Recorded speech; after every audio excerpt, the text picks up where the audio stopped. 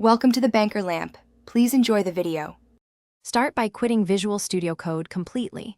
Check for background processes in Activity Monitor and quit them. Open the command palette and close all remote connections. Save or export your user settings before deleting files. Back up the folder at ~library/application support/code to an external drive. Remember to note installed extensions and settings sync status.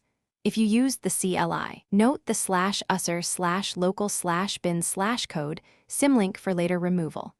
Confirm you are ready to remove application files. Open Finder and navigate to the Applications folder. Drag Visual Studio Code.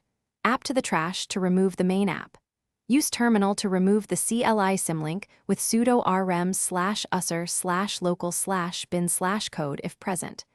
Next, remove the main application caches and helpers inside the app bundle if you manually installed extras. Empty the trash to permanently delete the application bundle. Restart your Mac to clear any remaining Mac OS file locks.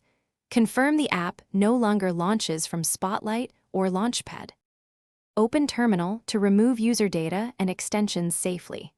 Run rm/rf/library/application \support/code to remove settings, extensions, and state.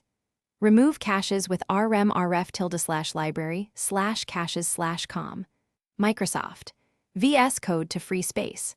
Delete logs using rm/rf/library/logs/code to remove history. Remove preferences using rm/library/preferences/com.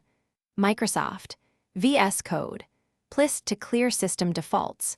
If you used Homebrew Cask, run brew uninstall cask Visual Studio Code to remove package-managed installs.